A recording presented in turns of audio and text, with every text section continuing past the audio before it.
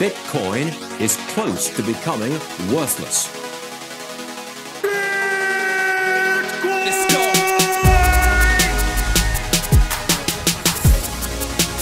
Now, what's the Bitcoin? Bitcoin's like rat poison. Yeah. Oh, The greatest scam in history. let's get it. Bitcoin will go to fucking zero. Yeah.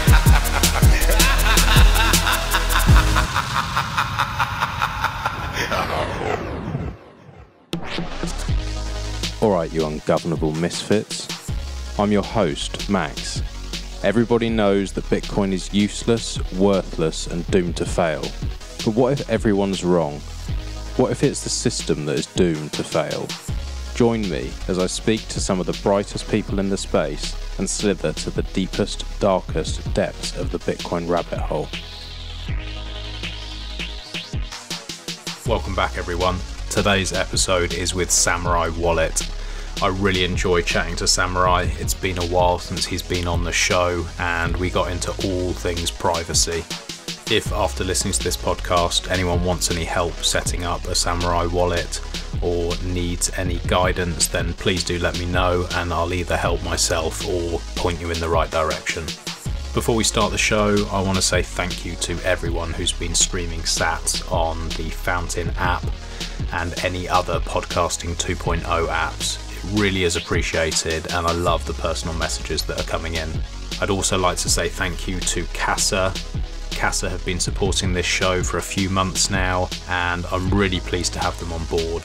Anyone who wants multi-sig security and isn't a tech genius or just hasn't got the time to sit and work this stuff out, they have the best user experience I've come across. It took me about 15-20 minutes to set up. This was over a year ago now. In fact, today I've just renewed my membership. It was about $110 or something like that, which I thought was very reasonable. It gives me multi-sig security. It means that if I lose a device, then they've always got me as a backup. And yeah, it just makes me sleep sounder at night. So if anyone wants any information or wants to sign up, it is keys.casa and you can get 10% discount if you use bit10 at the checkout. Next up, we have Fast Bitcoins. I recently had the CEO, Danny Brewster, on the show. If you missed that one, I suggest you go back so you can have a feel for what this business is about and the man behind it. It really is a fantastic exchange, and I like the fact that they do things differently. In this episode with Samurai, we go deep into why KYC can be an issue. And as I mention on every show, I really do suggest that people don't use KYC services. But I know most of you will, and if you are going to, you really need to make sure that you are going to an exchange that is going to keep your information safe. Also, you don't want to be leaving your sats on an exchange, and this is something that Fast Bitcoins really push, is that you take custody immediately. This is really important, and this is the ethos of Bitcoin. Do not leave your sats on exchange, get them straight off and into a hardware wallet. Right, if you don't have a hardware wallet, or even if you do, if you haven't already checked out my last show sponsor, Foundation Devices, you really need to. They make the incredible Passport. It is fully open source and it's very simple to use. I love the fact that you can scan the QR codes, it has PSBT and all the things that you'd want for proper cypherpunk tools, but it dumbs it down enough that I can use it. And this is the device that I'm suggesting now to all my friends and family. It really is beautifully designed, it's weighty, it's a quality build. You can link this with Spectre Wallet, Sparrow Wallet or Blue Wallet on your phone. It takes minutes and it's very slick. If you want any help or want any more information, you can always reach out to me or go to foundationdevices.com and you can use the code BITBYBIT to get $10 off your purchase. Enjoy the show. Do you know what? I just had it on mute. Can you hear me? I can hear you fine. Can you hear me? Yeah, I can hear you now. Can you hear a dog in the background snoring, or is that not coming through? That's not coming through for me. Excellent news. It's a bit of a makeshift office today, so yeah, hopefully the audio will be all right. But yeah, nice to have you back on. It's been way too long.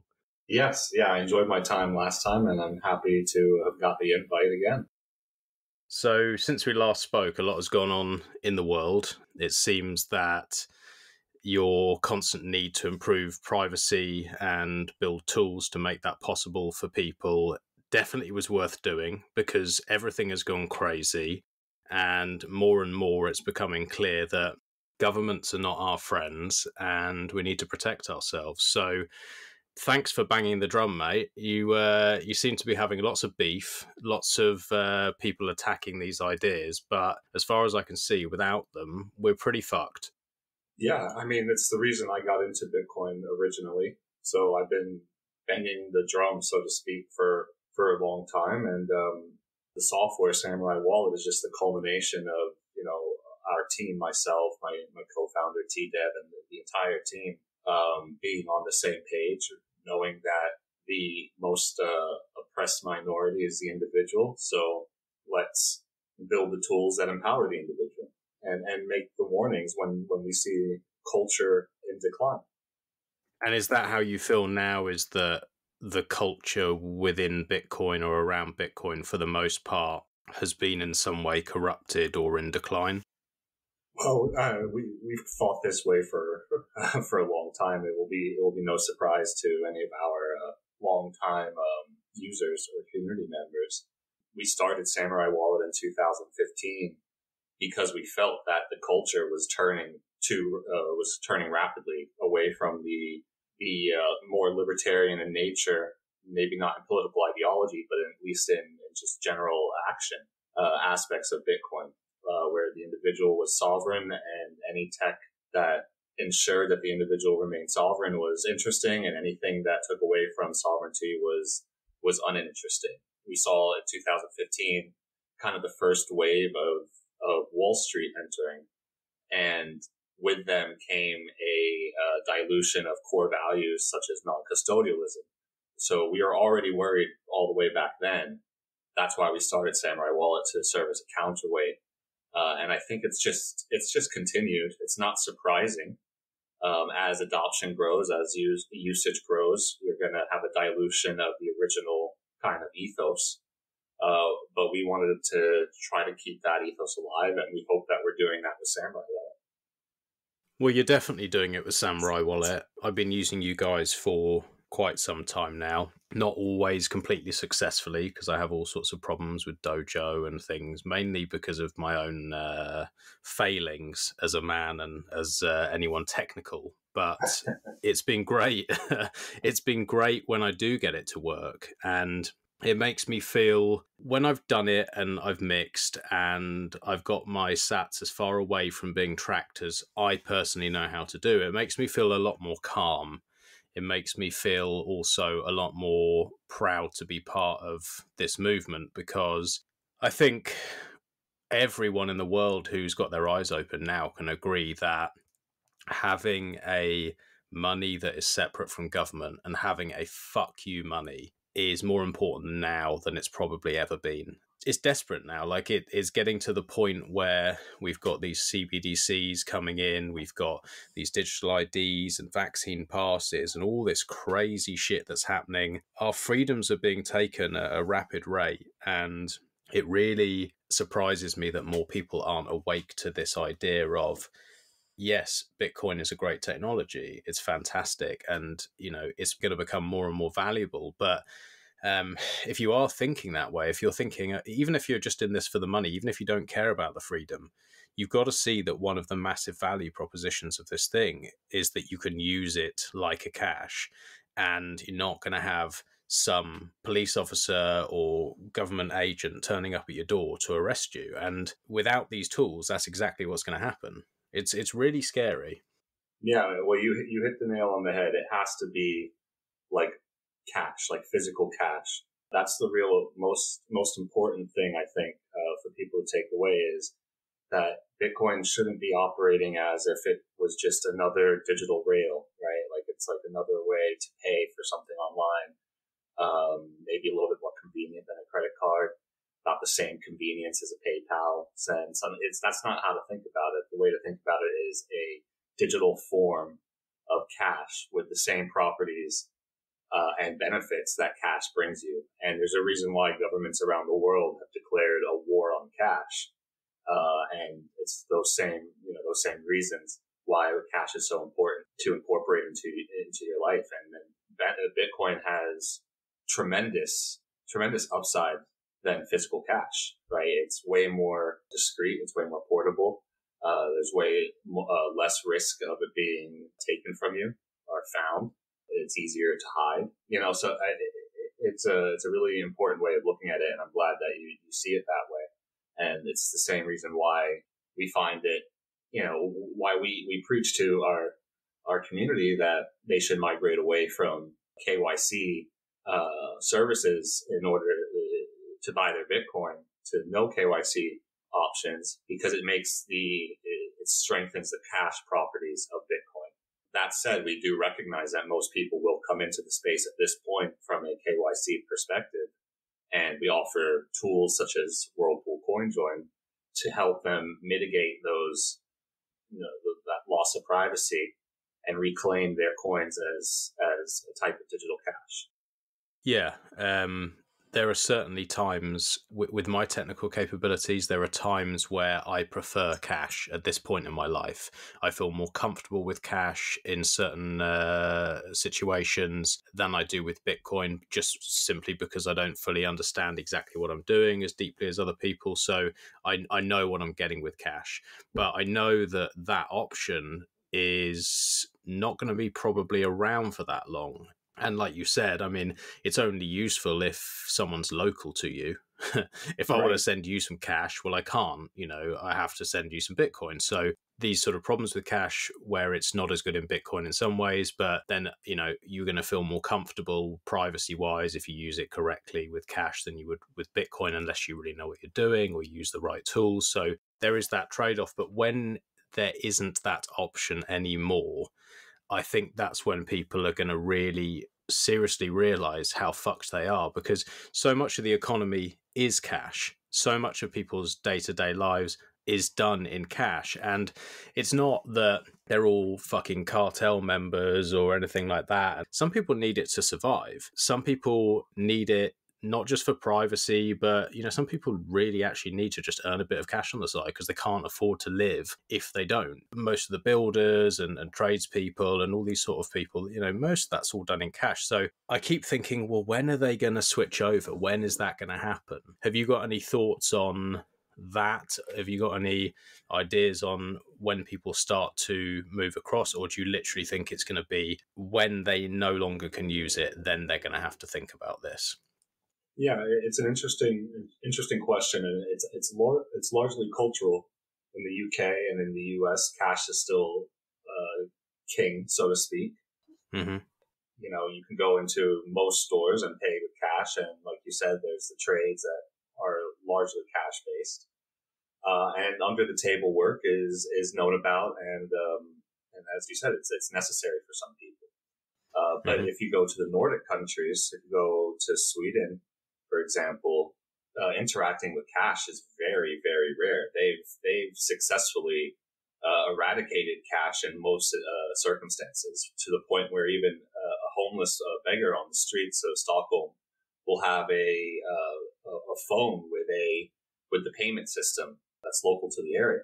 So cash has very much gone out of fashion there, and it's very difficult to use cash. So I think culturally in the US and the UK, I think that if we were to see further clampdowns on cash, so let's say, very small ATM or cash point withdrawals, from what's usually around 300 a day to something like 50 to dropped 100. Again.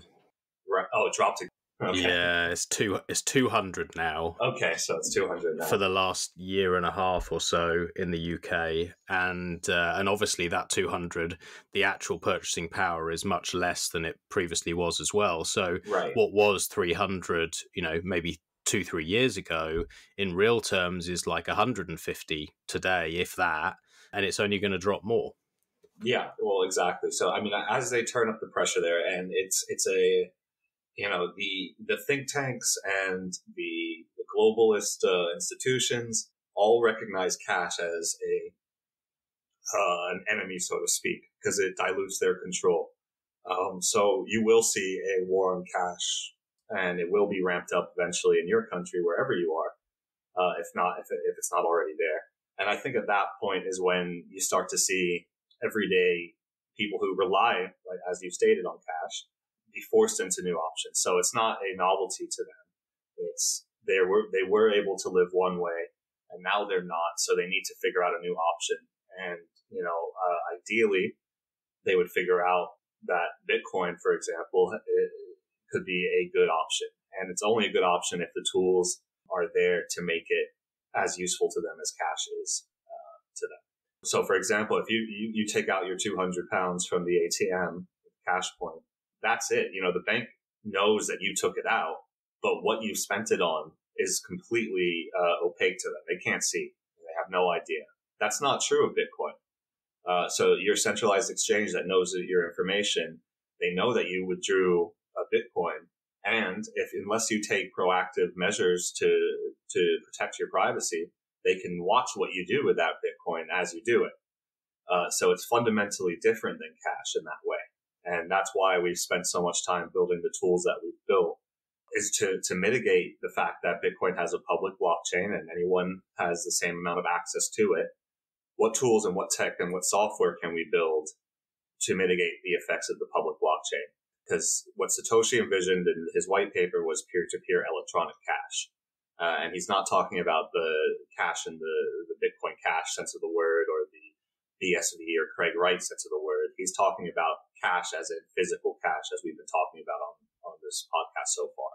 So we need to do everything that we can. And ideally, it would be done at a protocol level, but that doesn't seem to be happening. So it has to be done at the application level, and that's where Samurai Wallet steps in. You still there, Max? Well, can folks, you hear me? We seem to have lost Max. Oh, there you are. Okay. I was about to take over the show there. Fuck's sake. It's a bit of a bad line as usual. If it happens again, I will switch my Wi-Fi to the other one because it's a bit shit. I was just about to say, I don't know how much of it you caught, but it's a good analogy for people, I think, this idea of taking your cash out of the cash point.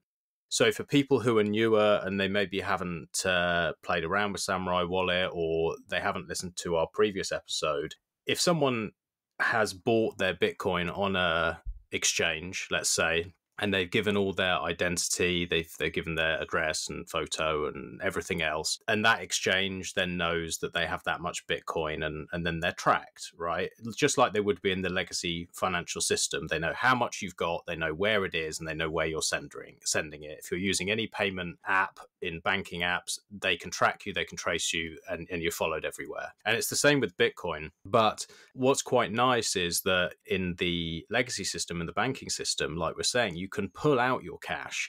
Yeah, okay, it's restricted. If you go into the bank and ask for any sort of amount of cash, they're going to ask you a million questions, look at you suspiciously. They make it very difficult for you to do it. And if you do it at the cash point, they limit you massively. But once it's been drawn out, you have that forward-looking privacy. You have something in your hand that you can go and spend, and from that point they know you've drawn it out, but they don't know what happens after that point. So it gives you plausible deniability and it stops you being tracked. And that's kind of how I'm looking at Samurai Wallet. Like, it's the same thing, just in a digital world. It's that I'm turning something that is completely traceable, completely trackable, into something that isn't. And that's incredibly powerful. It's something that's really, really necessary. And what's beautiful about it is you don't have to drive down to the fucking cash point. You don't have to be limited in any way. You can put this straight into Whirlpool, and you can do that in any amount. I think that's so important, that this is usable for people. And, it is really, to me, I feel it's almost at that stage where it is as easy as driving down to a cash point for most people, and they can protect their privacy going forward. It's getting there. Usability and UX is always a challenge, especially with complex technology like we're dealing with CoinJoin, especially when you have, these self-imposed limitations that make it harder on yourself. For example, at no point is Whirlpool custodial, right? You always retain full custody and control of your private keys. Those properties create challenges for design and UX, but it gets better all the time.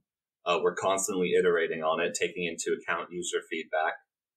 We recently had a update to the mobile app, which I think dramatically improved the UX in Whirlpool, made it a lot clearer what's going on, especially for first-time users. And it will only get better. These things will get better with time as they become more robust. So, I kind of consider all of the Whirlpool guys today early adopters.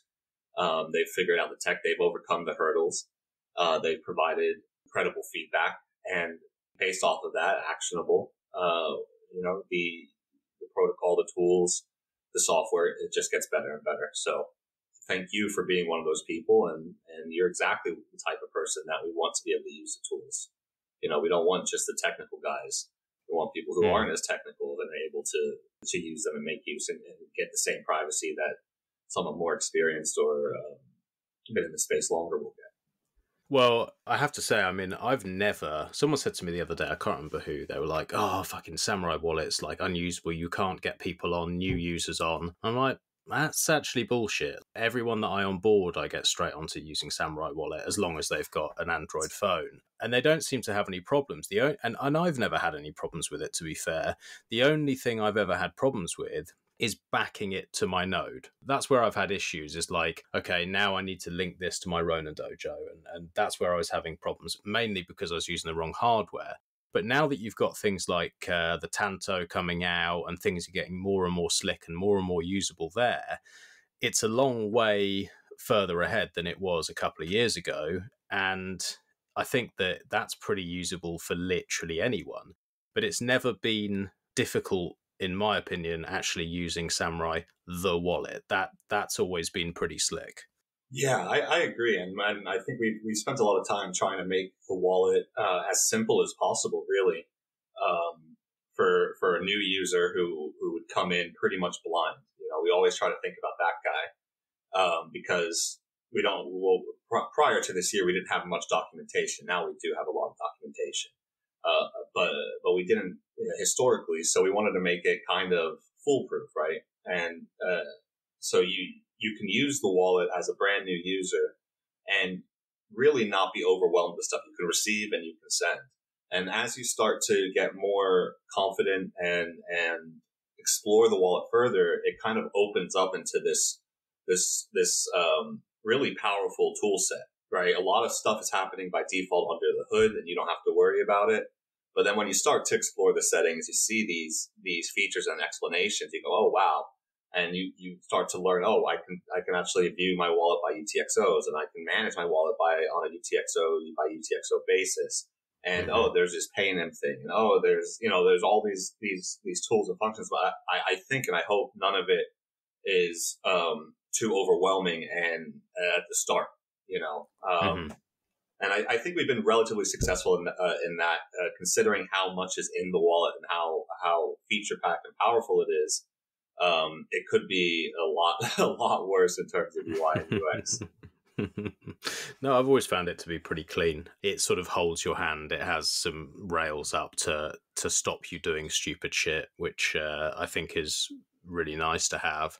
Like I say, I haven't had the issues with it, and it's nice to see now that you've got the option with like what Craig Raw's doing with Sparrow Wallet. You've now just opened up this whole new world for non-Android users, and it really feels like things are moving forward. I had a conversation with him, I don't know, whatever it was, like a year ago or something, and I mentioned, because Q&A was like writing, oh, when you speak to Craig, ask him about paynims and ask him about this and ask him about that. And so I was like asking about it. He said, yeah, I'm looking into it, I'm going to try and make it happen. And it felt like I blinked and then it's in. And so what's your thoughts on that? Like, how does it feel having other people now onboarding more people into Whirlpool?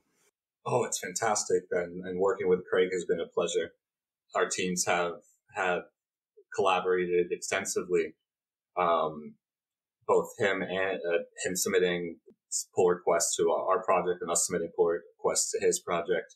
And he implemented Whirlpool very quickly, very efficiently, and very well done fashion. He kept the conventions of the pre-mix and the post-mix, the segregation, making it so that the footprint of the transaction did not differ in any way, versus a Samurai wallet created transaction. So they're identical on the blockchain. All the things that you would hope that your wallet developers are talking about were talked about. So it was a great collaboration. We're really happy to see Whirlpool in Sparrow Wallet, and we hope other wallets will see what's possible and implement it for their users as well.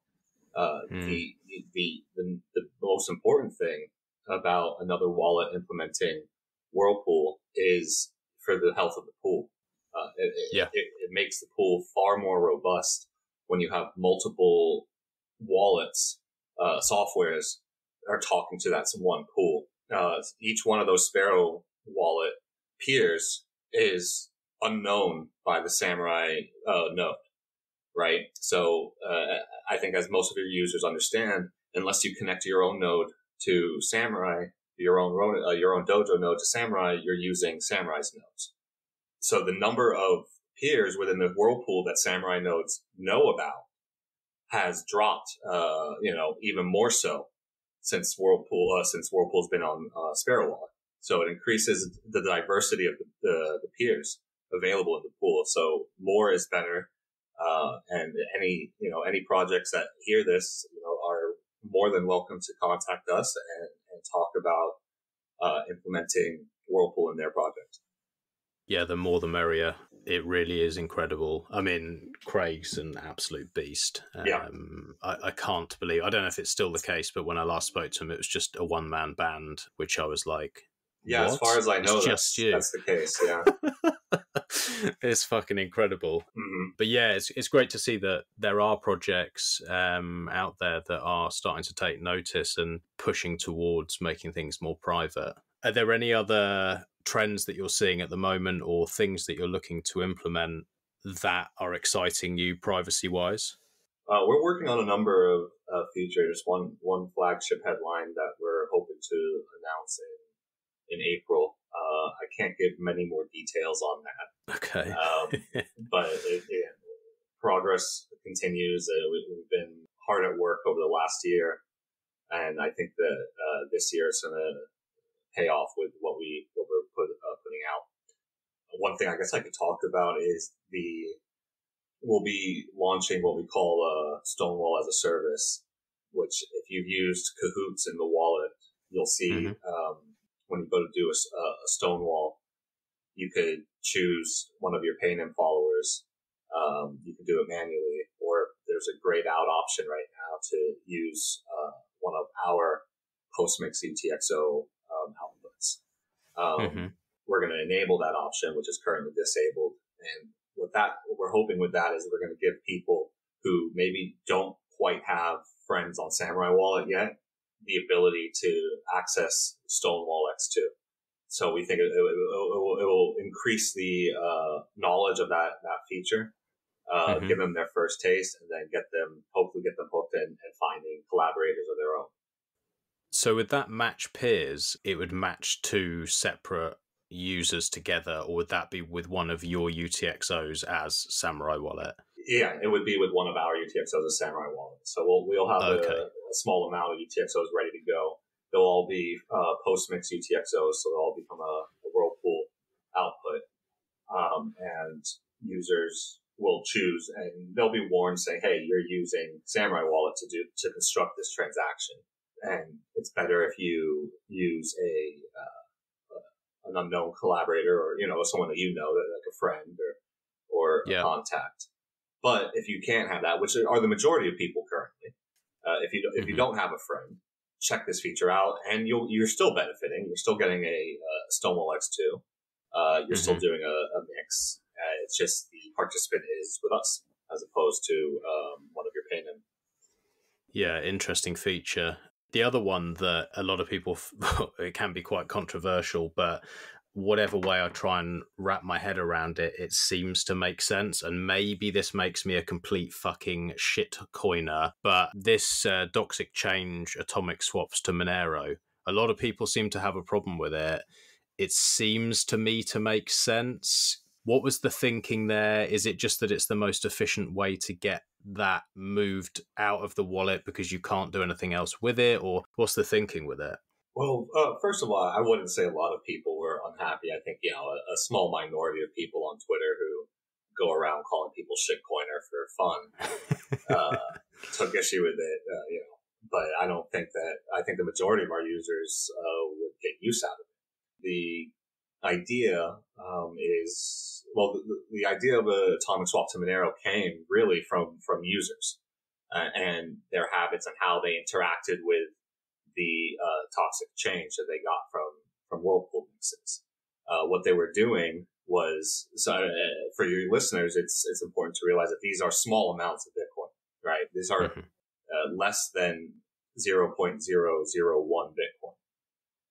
So the smallest pool. So what they were doing was they couldn't add that UTXO to whirlpool, so they would use a centralized swapper like FixFloat, or ChangeMe or one of those to move it into Monero.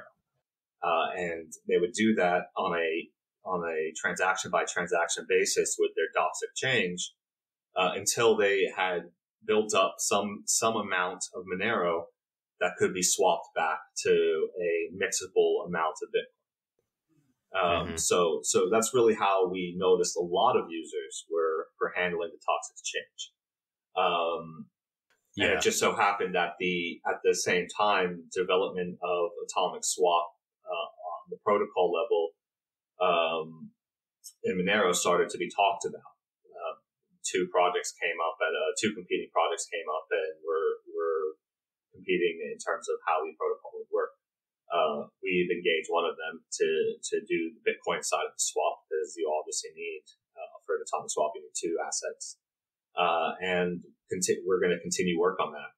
As the protocol develops on the Monero side, we'll be able to do more, and we're going to build in the functionality for users who want to do it, to take that toxic change, instead of just marking it as do not spend, marking it as swappable, going into their Monero wallet. There won't be a Monero wallet in Samurai. They'll have to have an actual Monero wallet. But the idea being that they can build up some balance before they can swap it back to Bitcoin at a mixable amount. Yeah. See, this is the thing. Whatever way I look at it, I can't understand the issue with it, because the way I'm thinking about it is you've got small amounts of Bitcoin that aren't really usable. You can't put them back through the pool.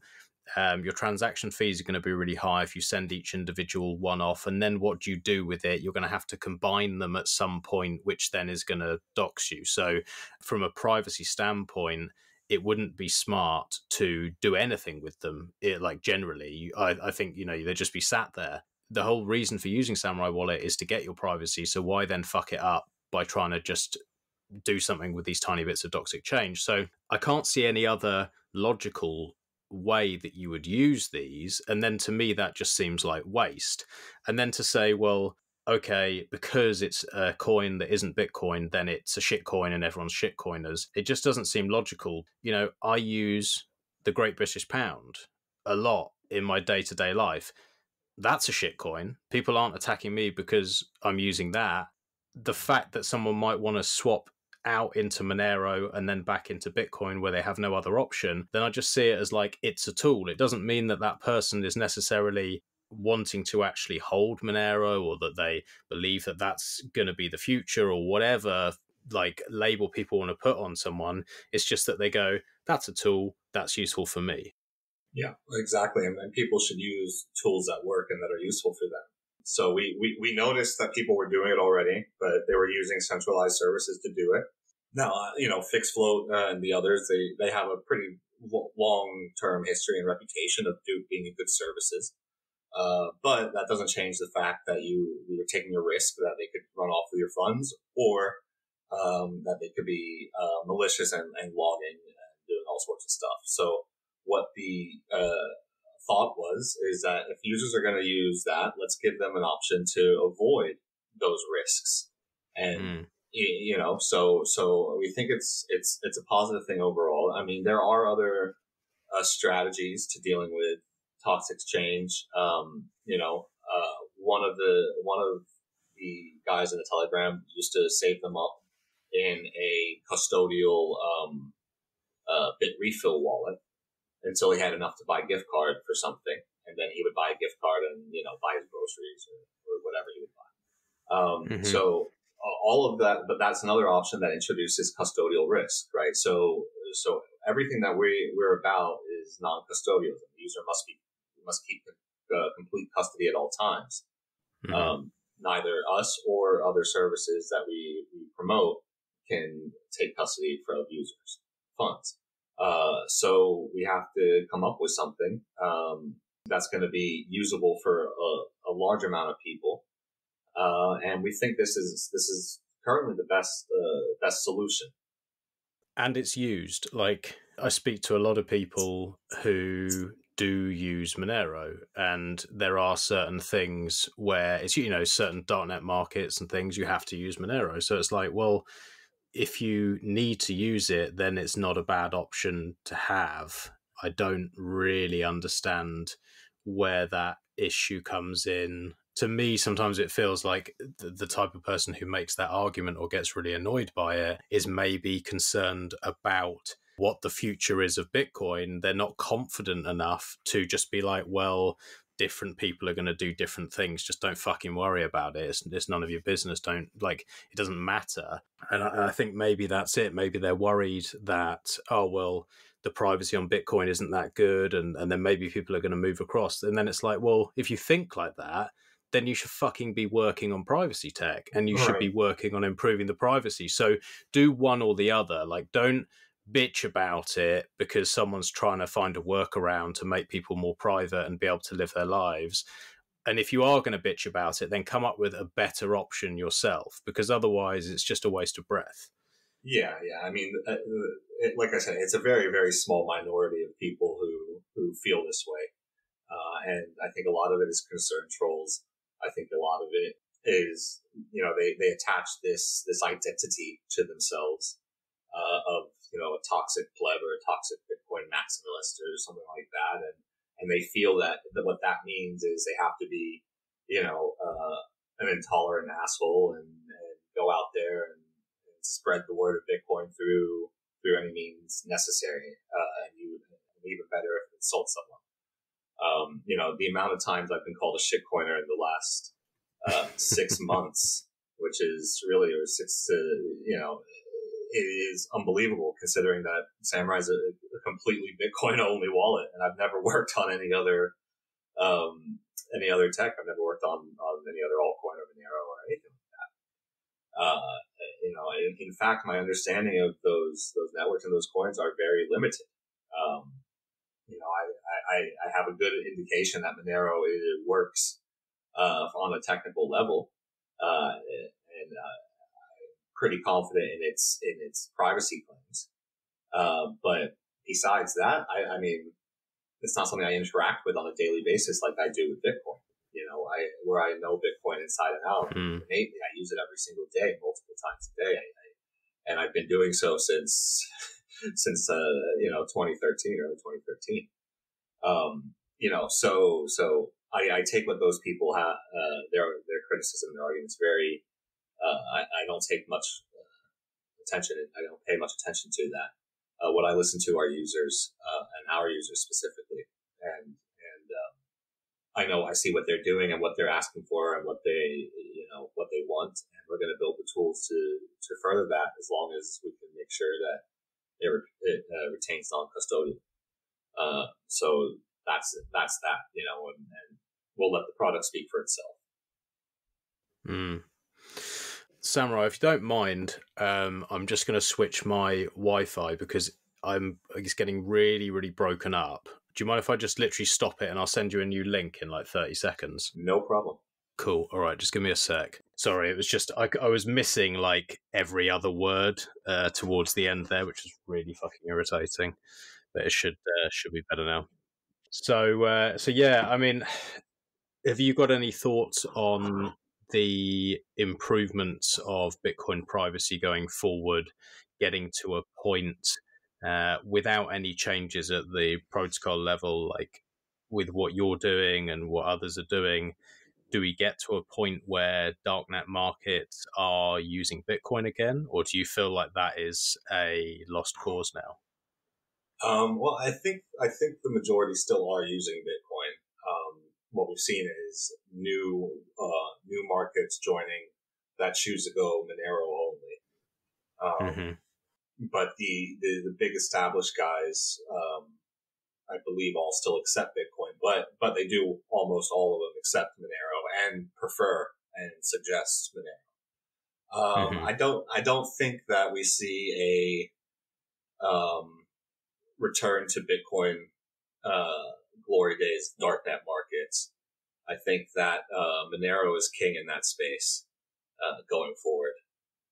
Okay, and do you think that that is something that could change, say, in 5 years, 10 years, if we do get a lot more adoption and we continue on the path we're on? Or do you think that you almost see it as a layer that sits to the side of Bitcoin that people can just use? They can store their value in Bitcoin and then swap in and out. Is that the way you're sort of viewing it? I'm not. I wouldn't go that far as to say that's the way I'm viewing it. I think it's too difficult to make a prediction.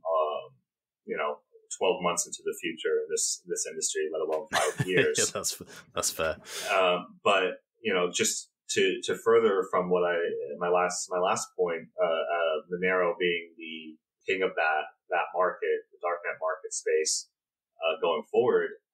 While I believe that to be true, that's only at the transactional level as the currency of choice in the shops, in the markets.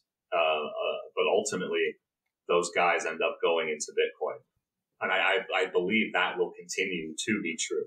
Because if you want to go into fiat, say USD, pound, whatever, which ultimately they do, these guys aren't like holding all their Bitcoin. They're not holders. They're economic participants, and they need fiat in the real world. The best way to go from into fiat is via Bitcoin, not via Monero. And I think that's only going to become more and more true in the future. There will need to be privacy improvements in Bitcoin. I doubt we'll see them on the protocol level, and on the application level, hopefully we'll start to see things, more things.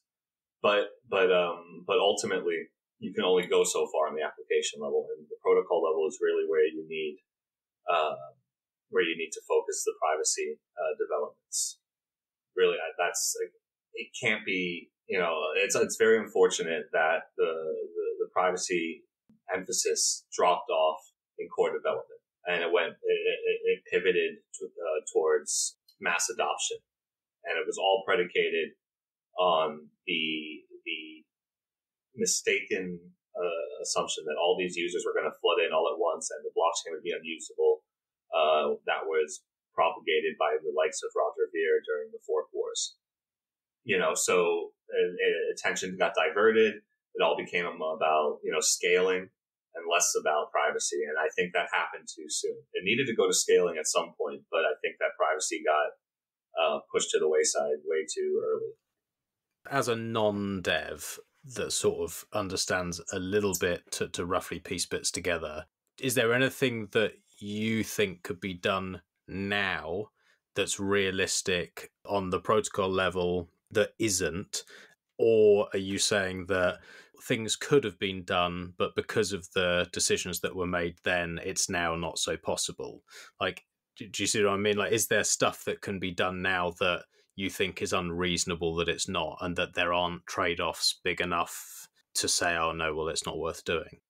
Well, the biggest thing would be signature aggregation, which was originally part of the Taproot upgrade. It was taken out pretty much only because people thought that it was going to be too contentious and it might lead to a situation where we don't get activation of Taproot. So the maintainers decided to separate it out, and that was literally the only real privacy improvement in the Taproot upgrade, and it was stripped out. So I think that could have happened, and it should have happened, but it didn't. And I think from anyone who watched the Taproot upgrade, it was very contentious in terms of the emails going back and forth on the developer list, and some participants weren't happy, and there was, the thought that there might be a user activated soft fork of the situation to resolve the situation, and others thought that was ridiculous. It was such a dramatic issue for months and months and months over something that no one disagreed about. Like, everyone wanted Taproot. There was really no contention at all. The contention came down to how it was activated. So I think that is a good indication that any change is going forward is going to get more and more tough to get merged into Bitcoin. And that's by design somewhat. That's a good thing. But it's the reality. And that's why I say it was sidelined privacy was sidelined too early, because it would have been easier to get support for these privacy upgrades earlier in the development cycle rather than now, where Bitcoin is now. So I just don't see those things happening broadly, because it'd be contentious, especially with regulators and those who wish to appease regulators. If you had true, like, let's say, it doesn't even matter. Whatever it would be, anything that would improve privacy fundamentally for users would be opposed by regulators and those looking to appease them, as well as those who believe it will undermine the value of the asset, and they're all about the value of the asset. So I think it'd be a very tough sell these days.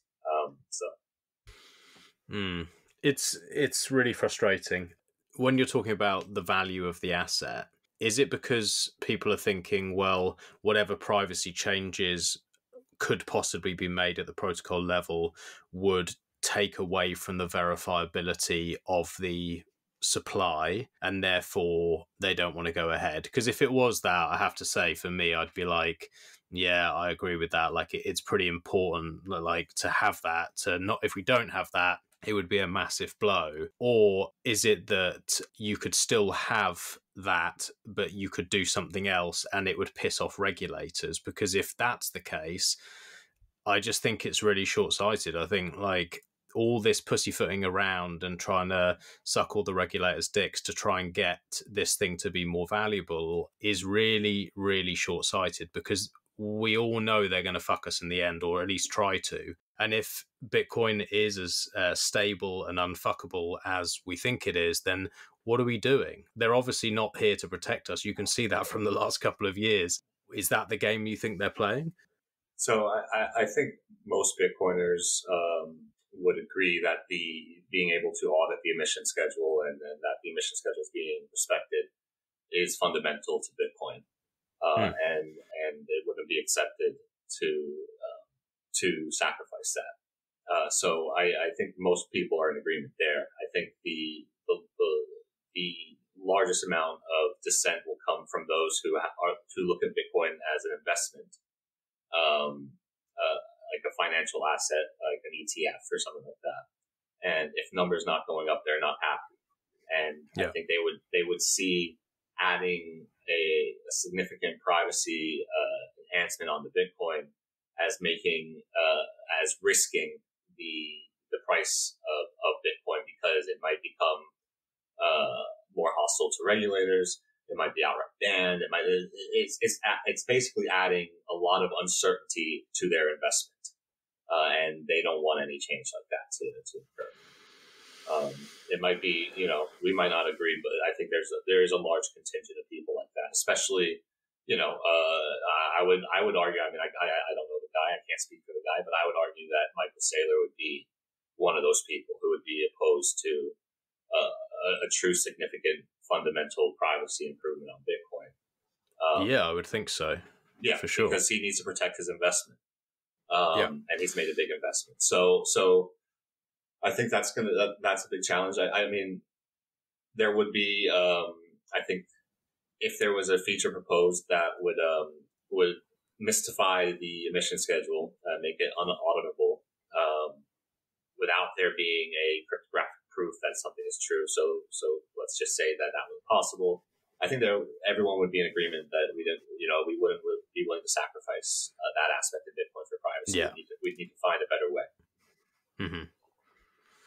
Yeah, sure. So it does come down to cozying up to regulators and appeasing them, which I guess then I start to understand more when people say, "Oh, I wish this thing would just fucking drop," because it shakes those sorts of people out. You know, I start to understand more, especially when people have been in this for a long time and caring about privacy. They start to get really frustrated with it because, maybe it's just not everyone's thinking this way, but if we do believe that this is our last chance of having something that's real property that can't be taken and that we can use and use to fight this oppression, then having a dollar value against it really is irrelevant. You know, it doesn't matter long term. If all the people who are on Twitter, everyone who's saying, "I'm never fucking selling, this is going to my descendants, this is going to my great-great-great-grandchildren, blah, blah, blah," all that stuff that they say on Twitter, and it's like, so then why do you care about the value of it now? If that's really true, why do you care? And why don't you care about preserving the privacy? Because without that, we're going to have a real clusterfuck. Like I do think in the future, which, you know, it's very likely that all these people who have got their KYC coins and they haven't cared about their privacy whatsoever and just think that after hyper-Bitcoinization, it's not going to matter because governments are going to dissolve and they're just going to be left alone. I think they're dreaming. Like, that's never fucking happening. That is never, they're never going to go down without a serious fight, and they've got all the guns. No, that's it's a fantasy. That you know, it's like the Bitcoin fixes this fantasy. Well, you know, Bitcoin's been around for more than 10 years now, and we didn't have lockdowns and this and that when Bitcoin started, and now Bitcoin's 10 years old, and look at the world today. Bitcoin did not fix anything. It's not magical. You know, it's software, and it's about what we do as users. It's the essential thing. It's not a magic pill. Look, I'm going to say every one of us likes when the number goes up, right? No one dislikes that. It's great. But you know, I think if you're like the majority of our community, use and interact with Bitcoin and spend Bitcoin in a way because they have to, because they're off of the fiat system. They have more Bitcoin than they do dollars. Then they need to spend it. A lot of our users are like this, and to that, when you're using Bitcoin in that way, whether it be, you know, the white markets, the gray markets, or the dark markets, the price of Bitcoin itself, of the asset, doesn't necessarily matter. Just that it has a price, right? That's all it needs to be usable as a medium of exchange in our world, right? As long as there's a price. Bitcoin was used at $1, and it's used at $60,000. It's used at $30,000. So a lot of us don't think of Bitcoin, like you explained, as as an investment meant to go up over time and provide a return later in life. It needs to be usable now. We earn it, we mine it, we buy it, no KYC. It needs to be usable for our needs today. And if the price goes up, that's just that's a bonus. Yeah, well, the number go up technology is in some ways very, very useful for freedom. So, like, as an example, for me, I'm much more able to not comply with any stupid rules and regulations because I don't have to say yes or no to anyone. Like, I do my own stuff. Like, I don't have to, if someone says, oh, you're going to have a jab, you do that or you lose your job, I can just say, fuck off. I don't care, because I've got my savings in Bitcoin and I have a bit of a cushion. And the same for Self-Banked, a really good friend of mine, a doctor here in the UK, who is just about to not be able to work anymore. They're just about to say, no, you can't work here because you haven't had your vaccine. And again, he can say, well, if I didn't have Bitcoin, if I didn't have my savings in this, and if it hadn't gone up in value so much, then I'd probably have to comply because I need to feed my family, and that comes first. So I'd comply. But because I have got my Bitcoin, I can say, fuck you, and I can go. And so I do see it as something that is freedom enabling to a lot of people, the number go up. But I think that, yeah, maybe too much emphasis is put on that and not enough on looking into the future. Yeah. What you're describing, though, ultimately is having a cushion, having savings, having capital. It's not necessarily about Bitcoin. It's just Bitcoin has appreciated in value, rapidly over the last year. But so has the stock market. Right. So you could have done the exact same thing, investing in the hot stock at the beginning of the year, and seen great returns. Right. That's obviously going to come crashing down.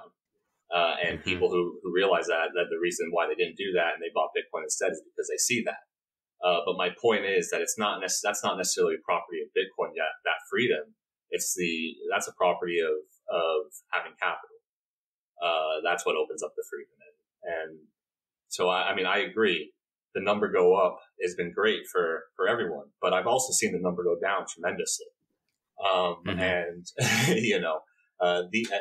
I'm not an ultra bear. I don't think it's going to zero or going to even 1,000 or 4,000. But I could foresee a further drop from here. And I think a lot of people would be spooked and a lot of people would leave the space. And they definitely would. Yeah, it would just be too dramatic of a shock to them. This relatively minor correction that we just saw from 60,000 or so, 60 whatever it was enough to spook a lot of people. A further drop would just I think decimate that crowd. It would. But likewise, people have lost a lot in the stock market, right? Because you started to see a correction. And that's but ultimately, and the reason I keep bringing up the stock market is because when you look at a Bitcoin like that, that's all it becomes. It becomes an asset that adds to your net worth. And that's how you think about it. That's completely fine. We can all use Bitcoin in our own way. It's just not the true promise of Bitcoin isn't as solely an appreciating asset. Right. The true value is the sovereignty and the true freedom that it affords you. And if it came down to it, if there came a time where you needed to access goods that your government made illegal that were previously legal, you want to be able to use your Bitcoin to buy those. All right. That's the world that if that's freedom. Being able to transact freely is freedom. And that's really what it's about. Yeah, no, I agree. When we're thinking about that and we're thinking where the world looks to be going, obviously Bitcoin is a tool and being able to use it privately is really important. Are there any other tools that you're thinking about that you think are going to be really useful if the world goes to shit? Like if we go to this Mad Max situation, are there any things that you're thinking about, mesh networks or, any sort of communications that you think are really important for people to be considering now? We've been thinking about mesh networks for a long time. We were the first wallet to incorporate with a mesh network to allow you to broadcast your transactions over GoTenna mesh network. Any technology that disintermediates a centralized party is something to look into. Any application that is encrypted by default is something that you want to look into. Maybe 3D printed guns is a technology that you want to look into. Mm-hmm. Depending on where you are in the world. And, anything that maximizes your freedom. is about, as much as I can say for at least the software side of things. Maximizes your freedom in terms of sovereignty and in terms of privacy. The two are linked. And do you have any views on where we're going, not on the software side, not on Bitcoin side, but, from since we last spoke to now, just having a general view of like the macro stuff that's going on and everything that's going on around the world? How are you feeling about it all? Well, it's not good, is it? It's not a good situation. Yeah, that's true. Things haven't improved. Let's put it that way. No, I mean, I think 2019, 2020, and 2021 should have been a huge wake up call to people. And to go from one way of life to an extremely different way of life very rapidly and basically globally was unprecedented. And the willingness of a vast majority of the citizenry of countries around the world to go along with or radically endorse the change has been startling. So I think anyone who's been paying attention, and I think that's a lot of people, I think have started to really think about the role that government plays in their lives and should play in their lives, and the freedoms that they once had that they no longer have. And I hope that those people begin to look into, freedom tech in order to maximize the freedom that them and their families can enjoy. Very well said. Samurai, I know you are a busy man. You have privacy tech to build to keep us all safe. So I thank you for that and for your time. Is there anything that we didn't cover that you particularly wanted to go through? No, Max, it was great to be here. I think we covered everything. I like the fluid conversation on your show, so I think we did good there.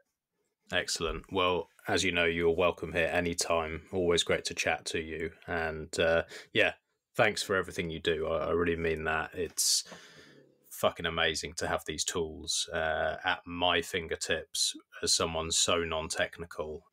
Yeah. Without you guys doing this, it just wouldn't be possible for me. So I really do appreciate it, and urge anyone who is running Android and new to Bitcoin listening to this, maybe you've got some KYC sats, check it out. And if they have any questions, you can reach out to me. And when I can't help you, I'll pass you on to Bitcoin Q&A. All right, mate. Thanks for having me, Max. It's been great to be here. Speak soon. Take care. Speak soon.